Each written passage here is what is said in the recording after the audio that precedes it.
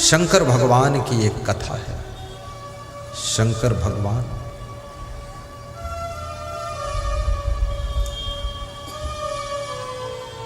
एक बार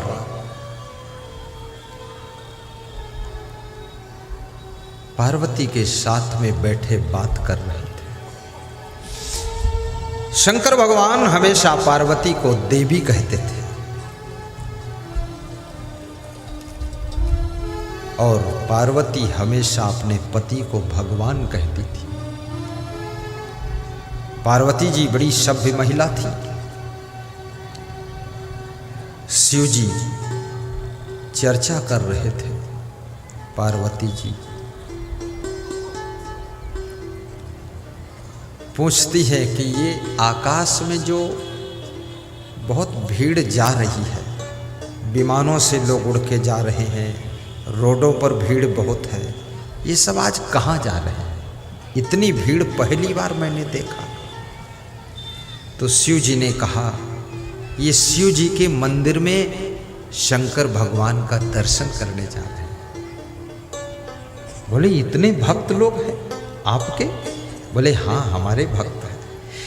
तो पार्वती जी ने कहा, भगवान तो आप यहाँ क्यों बैठे हो? वहाँ मंदिर में चल के दर्शन दो।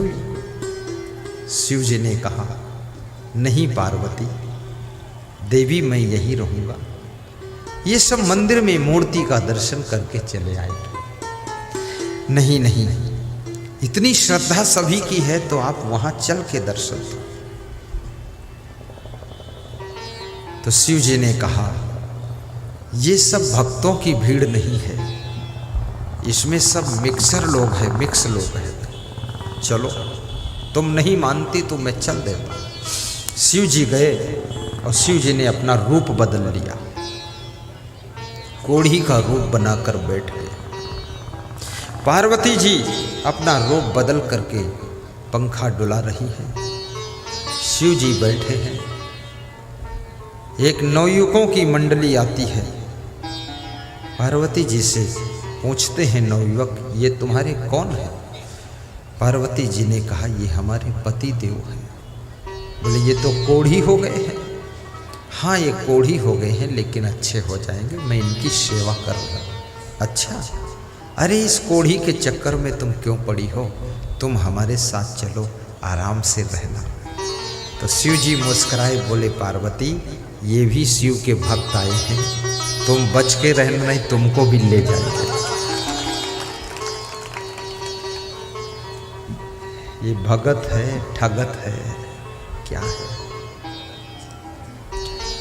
इस सत्संग की भीड़ में भी कोई कोई चोर भी आते हैं, किसी महिला की चैन खींच लेते हैं। कोई कोई चुट्टी महिला भी आती है, वो महिला में ही बैठती है, महिला की चैन ले जाती है। पर सत्संग में और मंदिर में जो चोरी करता है ना, उसको 7 जन्म तक मनुष्य का शरीर नहीं मिलता है, पशु पक्षी की योनि में भटकना पड़ता है। इसलिए मैं निवेदन करूंगा, सत्संग में जाओ, मंदिर में जाओ, वहां दान करना चाहिए, वहां चोरी नहीं करना चाहिए, वहां तो अपने पाप धोना चाहिए, वहां नया पाप नहीं करना चाहिए। तो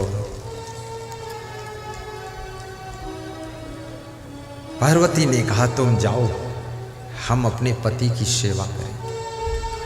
थोड़ी देर बाद एक और नवयुवकों का ग्रुप आया। बोले, अरे माता जी ये तुम्हारे कौन है? पति हैं, ये तो कोढ़ी हो गए। बोले हाँ, कोढ़ी हो गए। तो इनके साथ क्यों हो तुम? चलो तुम्हारा दूसरी जगह विवाह करा देंगे, हमारे साथ चलो। शिव जी ने कहा कि शिव जी बोले कि पार्वती जी शांत रहना, परिचय मत देना, देखते रहो क्या क्या हो रहा, तुम्हारी भी परीक्षा हो जाएगी। पार्वती जी ने कहा कि मैं अपने पति को छोड़कर किसी के साथ नहीं जाऊंगी। पति व्रत, सभी व्रत में सबसे बड़ा व्रत पति व्रत और एक पत्नी व्रत है। आप कोई व्रत रहो या न रहो, लेकिन सभी व्रतों का राजा है। साधु के लिए ब्रह्मचर्य व्रत सर्वश्रेष्ठ व्रत है और गृहस्थ के लिए एक पत्नी व्रत और एक पति व्रत ये सबसे बड़ा व्रत है। इसलिए याद रखना, ये व्रत गृहस्थ के लिए तपश्चर्या है। इस व्रत को पूरा करो तो। दूसरा ग्रुप भी चला गया।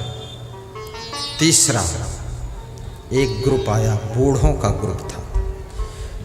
देखा कि एक सुंदर नारी एक कुष्ठ रोगी के ऊपर पंखा डुला रही है। पूछा, आप कौन हो देवी, और ये कौन है तुम्हारे रिश्ते में जिन पर तुम पंखा डुला रहे हो? ये मेरे पति देव हैं। अच्छा, आपका शरीर इतना सुंदर है, स्वर्ण जैसी काया, और इनका शरीर ये कोढ़ी, इनके साथ में तुम क्यों हो? कोई तुम्हें दूसरा अच्छा पति नहीं मिला?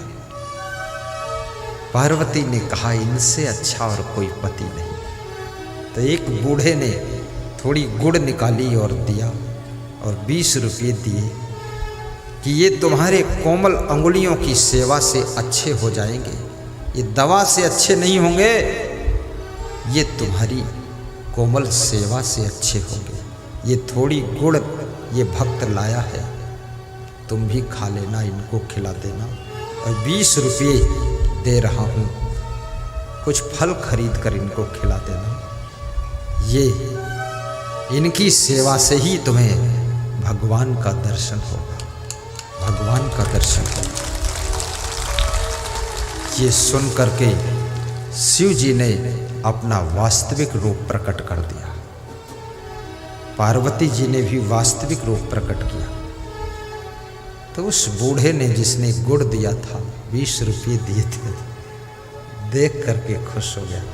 बोले, आप तो शिव जी हैं, आप पार्वती जी हैं।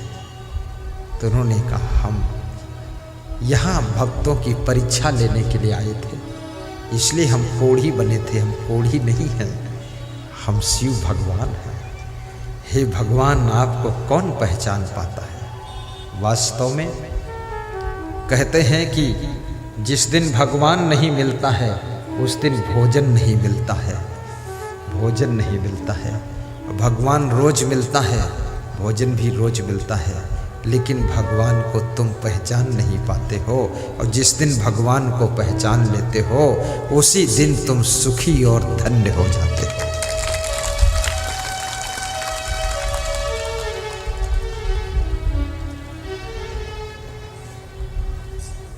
आपका पति कितना कमजोर हो जाए,